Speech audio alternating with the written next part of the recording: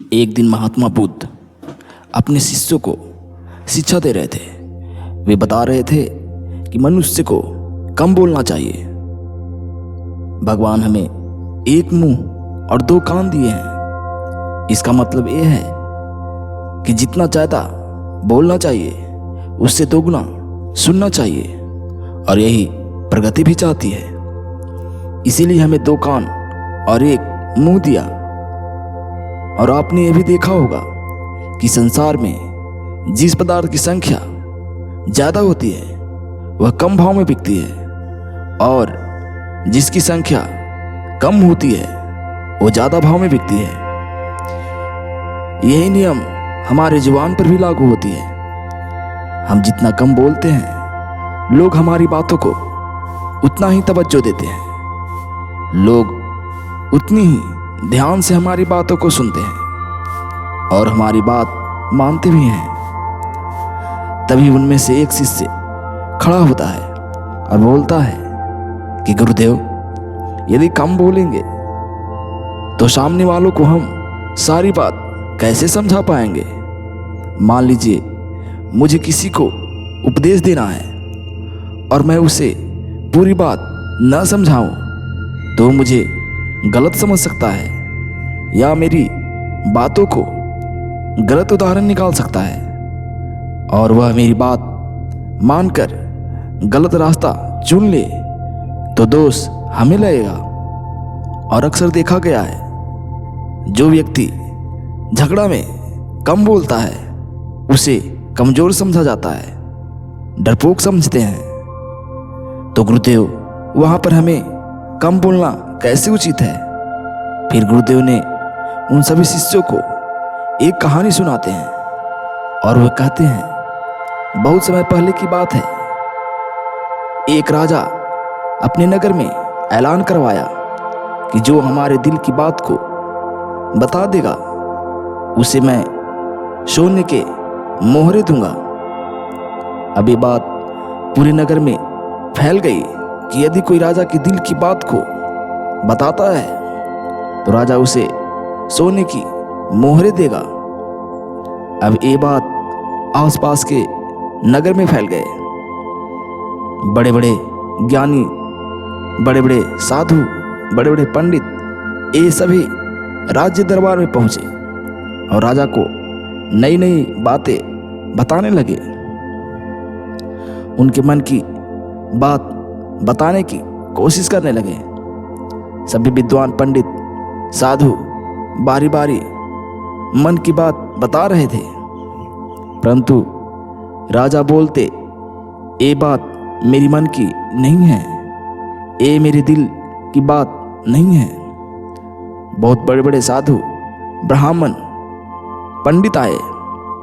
सभी ने राजा को मन की बात बताने की कोशिश कर रहे थे, परंतु राजा हमेशा की तरह यही कह रहा था, यह मेरी मन की बात नहीं है, यह मेरी दिल की बात नहीं है।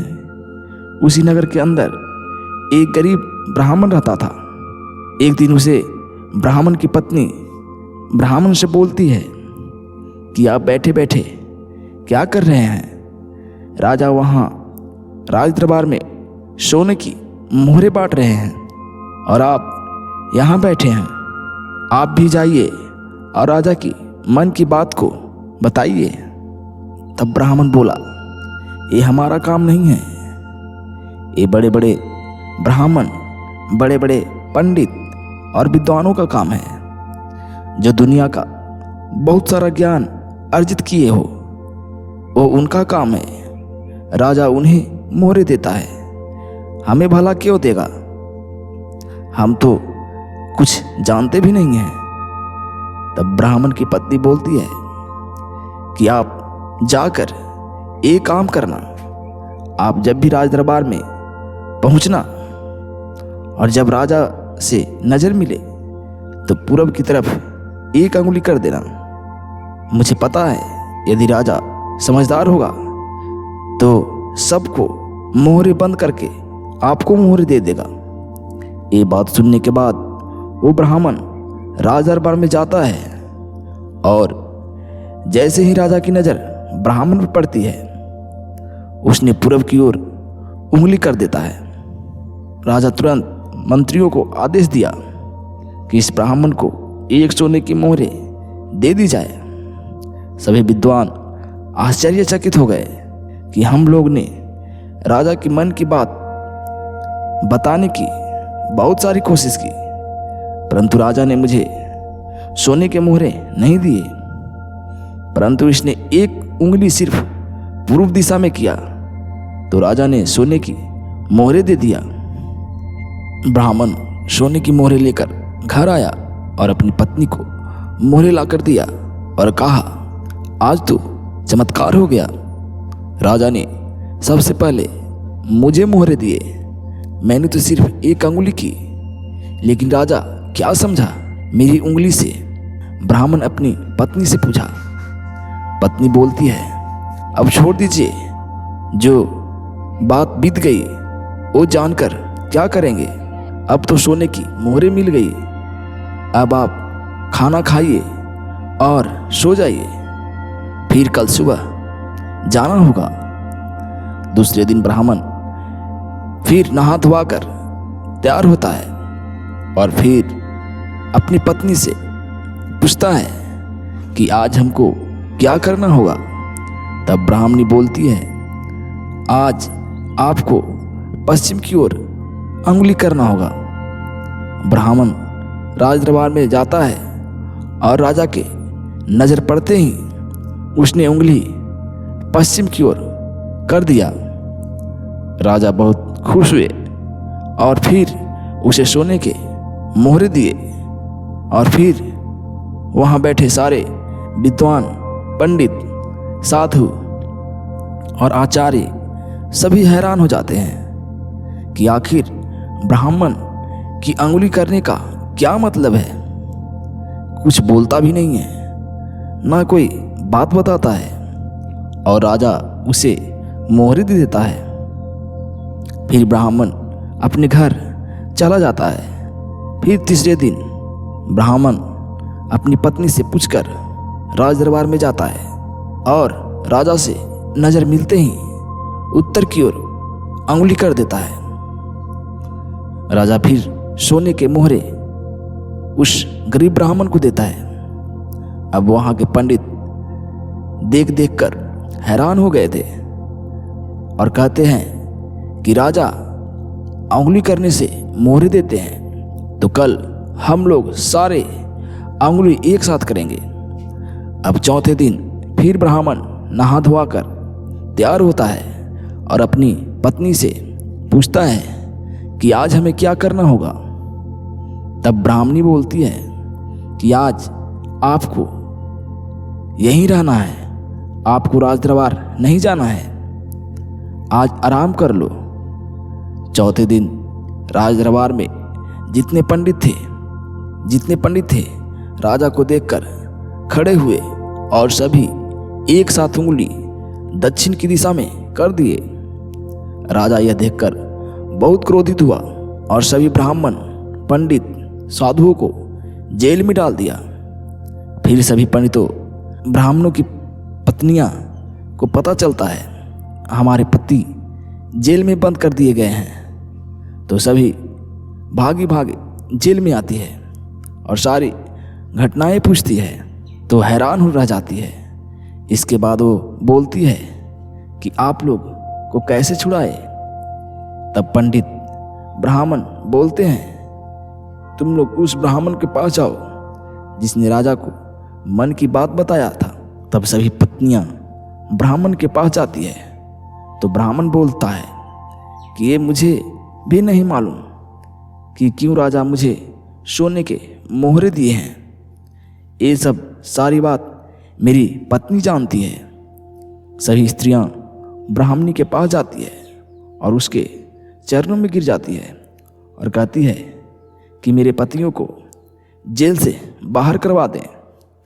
ब्राह्मणी राजदरबार में चारा लेकर पहुंचती है और जैसे ही राजा को नज़र पड़ती है वो चारा दिखाती है तो राजा 2 अंगुलियां खड़ी करता है। तो ब्राह्मणी अपनी पैर पर थापी देती है और राजा आदेश देता है कि सभी ब्राह्मणों को जेल से बाहर निकाल दो। अब उन ब्राह्मणों को हैरानी का ठिकाना नहीं रहा कि ये भला कौन सी विद्या है कि भला हम नहीं जानते। कभी ब्राह्मण एक अंगुली खड़ा करता है और कभी 2 अंगुली खड़ा करता है। राजा और ब्राह्मण के बीच ये क्या चल रहा है? तभी सभी ब्राह्मण गरीब ब्राह्मणी के पास आते हैं और बोलते हैं कि ये कौन सी विद्या है जो हम नहीं जानते। कैसे आपको मोहरे मिली? कैसे आपने मुझे जेल से छुड़ाया? ये विद्या हमको समझ में नहीं आई। आप मुझे ये सारी बात अच्छे से बताए।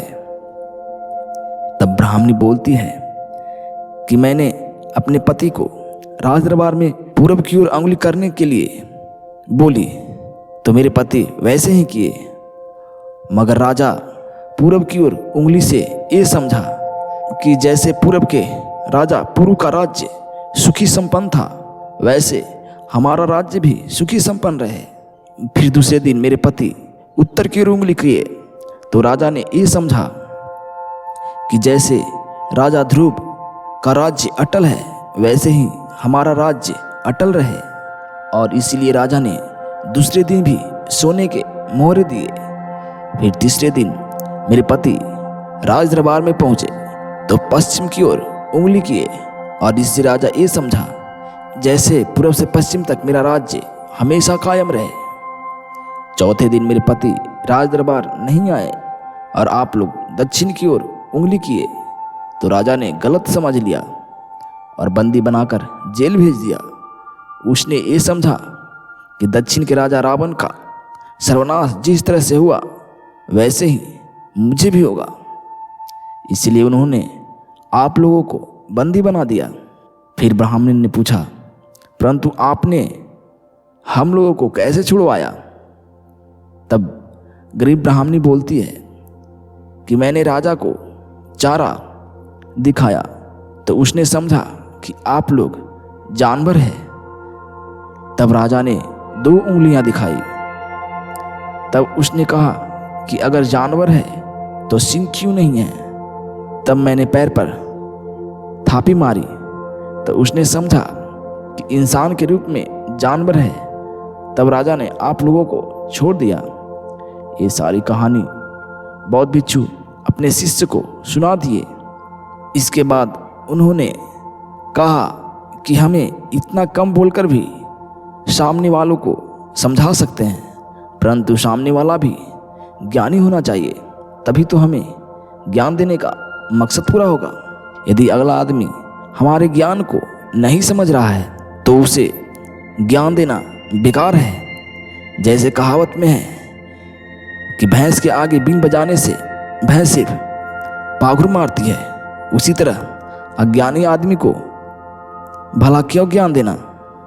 अगर ज्ञानी को ज्ञान देते हो तो उसे ज़्यादा बोलकर नहीं, कम शब्दों में ही वह समझ जाएगा।